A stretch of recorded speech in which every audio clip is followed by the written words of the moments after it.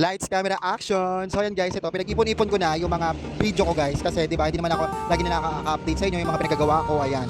Ayan ang mga pinagagawa ko guys, no? Mga video clips lang yan sa mga pinuntahan ko nitong mga araw na ito guys. So 'di ba, may pabas pa si Madam at may pamotor pa si Madam, nakakaloka. Andito na naman si Yana na makulit guys. So ayan. So for today's video guys, sabi ko nga sa inyo, pinag-compile ko na yung mga ginagawa ko dito kasi nga updated kayo kay Madam Duday, ang Superbox ng bayan. So first video guys.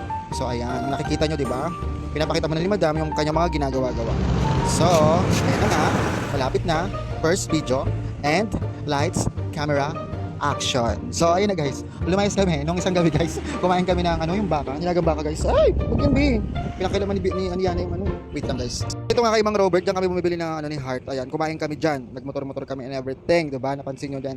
Yan, mura, sulit diyan, 120 yung binili ko na baka. Kinaumagahan, kinain ko pa yun guys, nilagay ko sa freezer. So, napaka-legit, napakasarap ng pagkain nila dito. Dito lang yan sa may Brixton malapit, no? Kung gusto niyo pumunta. At shoutout nga pala sa nakakilala sa akin, nag-message lang siya sa YouTube ko. Sabi, "Madam, nakita kita." Sabi ko, "Bakit hindi mo ko Bakit hindi mo ko kinalabit?" Sabi, "Madam, picture." Di ba dapat ganon? Bakla kayo. Pag nakita niyo ako, mag-hi madam kayo para 'di ba? May content tayo guys. Tapos chika-chika tayo. So dito guys sa may restaurant na to is may itlog din sila. Ayan yung mga pagkain dito kay Robert. Ayan. So 'di ba napakasarap yan. Legit. Tignan niyo naman guys yung serve nila. Napakarami guys ng serve nila. Pansit canton naman yung in-order ng friend ko, no? 75 nagre-range lang. Sa akin 120 guys yan. Nilagang baka, pampakalma guys. So ayun ang mga pinagagawa lang naman namin dito guys. So pagkatapos naman ng duty ko dito sa tindahan, sa gutom talaga pag madaling araw talaga guys. Nagugutom talaga kami ni Baklang to. Kaya kumakain kami diyan sa labas yan. Inikot namin yung mga lugar kung saan masasarap yung pagkain. At ayan na nga guys, naboring ako nung kinabukasan. Naboring talaga ako kasi walang masyadong bumibili. Kaya ang bakla naglayas, no? Pumunta ang bakla sa may Muñoz.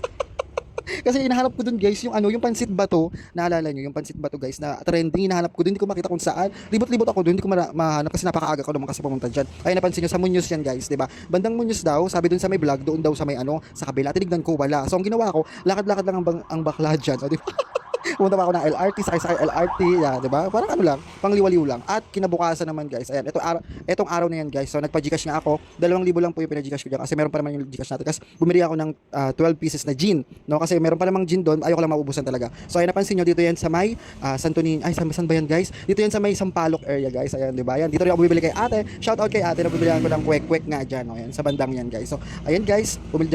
At ito naman yung blender, nag-blender kami. Syempre napakainit for today's video guys. Blender ko yung juice kasi humingi si Yana ng juice na naman. Sabi ko, mag-blender na lang tayo, mag-shake tayo. So, ayun ang status ng aking sari-sari store, guys. May mga itlog pa ako, may mga alak-alakan pa, guys. So, ayan na nga, tinikman natin yung ating juice, diba? Yan, so yummy, so delicious, diba? Ang sarap-sarap. So, ayan, guys, yung binili ko na gin, no? 12 pieces lang naman yan, guys. Pero pa naman titira doon. At ayan nga, may bago tayong customer, yung bata. Ayan, bumili siya ng Wapello. Ayan, ang sarap-sarap ng Wapello. Siya, pamangkin ko rin yan. Si Alexa, diba? Cute-cute ng mga baby dito. At ayan na, ang pinaka-cute.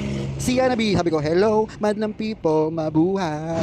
At ayan, yung harap ng ating sari-sari. So guys ko yan, dininisal ko yung alikabok kasi dami talaga alikabok. Guys, kahit araw-araw ka talaga dito maglinis or whatever, ang dami talaga alikabok. So ayan, basta na ako, ginawa ko ay nagwalis-walis pa ako sa harapan para maganda siyang tignan. So ayan ang ginawa ko sa buong araw na to kaya wala akong upload. Kaya inipon ko lang yung mga tips. So hanggang dito na lang guys, please like, share, subscribe. Bye!